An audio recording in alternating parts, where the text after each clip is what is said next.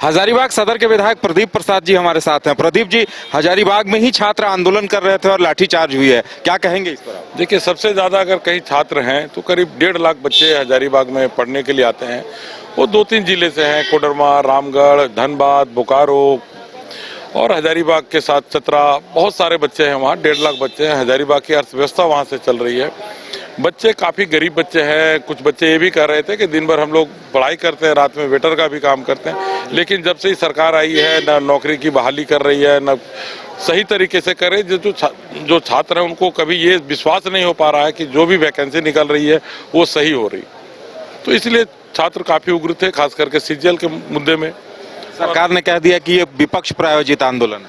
विपक्ष के कहीं लोग नहीं थे, अपने नाकामी को छुपाने के लिए इस तरह की बातें कर रहे हैं, और इस तरह का कोई मुद्दा है नहीं। आपको विपक्ष के कोई नजर नहीं आएंगे। मैं खुद गया था जाम हटवाने के लिए, काफी निवेदन भी किया था, लेकिन छात्र माने नहीं।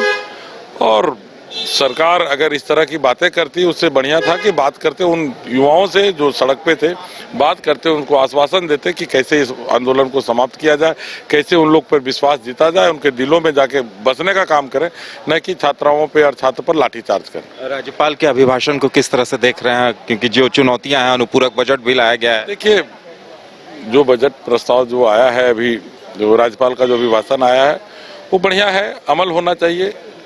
ये नहीं कि भाषण होने के बाद कुछ काम नहीं हो, ये 5 सालों में वो दिखना भी चाहिए। चलिए, बहुत बहुत धन्यवाद। तो ये थे प्रदीप प्रसाद जी, जिनका कहना था कि छात्रों का जो आंदोलन चल रहा है उसका समाधान सरकार को बातचीत के रास्ते से निकालना चाहिए और तभी उसका बेहतर समाधान हो पाएगा। वहीं राज्यपाल के अभिभाषण पर भी इन्होंने कहा है कि जो बातें की गई हैं, जो वादे किए गए हैं, उन्हें पूरा किया जाना चाहिए। ये सरकार की सबसे बड़ी चुनौती होगी। कैमरामैन राजवलम के साथ उदय शंकर, न्यूज बाइस्कोप, रांची।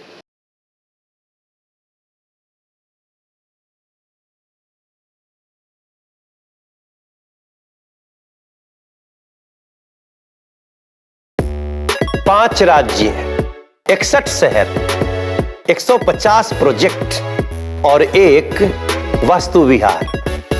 नई सोच, नया घर। बनाए रखिए अपना प्यार, सेवा में है वास्तु विहार।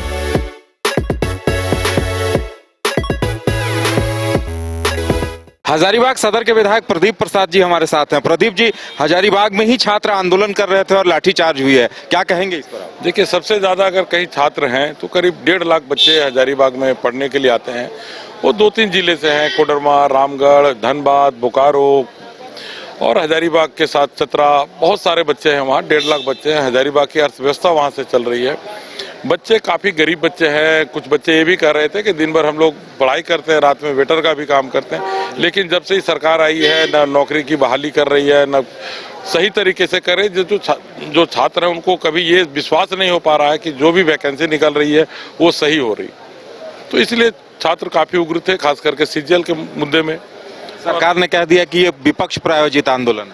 विपक्ष के कहीं लोग नहीं थे, अपने नाकामी को छुपाने के लिए इस तरह की बातें कर रहे हैं, और इस तरह का कोई मुद्दा है नहीं। आपको विपक्ष के कोई नजर नहीं आएंगे। मैं खुद गया था जाम हटवाने के लिए, काफी निवेदन भी किया था, लेकिन छात्र माने नहीं। और सरकार अगर इस तरह की बातें करती, उससे बढ़िया था कि बात करते उन युवाओं से जो सड़क पे थे, बात करते उनको आश्वासन देते कि कैसे इस आंदोलन को समाप्त किया जाए, कैसे उन लोग पर विश्वास जीता जाए, उनके दिलों में जाके बसने का काम करें, न कि छात्राओं पे और छात्र पर लाठीचार्ज करें। राज्यपाल के अभिभाषण को किस तरह से देख रहे हैं, क्योंकि जो चुनौतियां हैं, अनुपूरक बजट भी लाया गया है? देखिए, जो बजट प्रस्ताव जो आया है, अभी जो राज्यपाल का जो अभिभाषण आया है वो बढ़िया है, अमल होना चाहिए। ये नहीं कि भाषण होने के बाद कुछ काम नहीं हो, ये 5 सालों में वो दिखना भी चाहिए।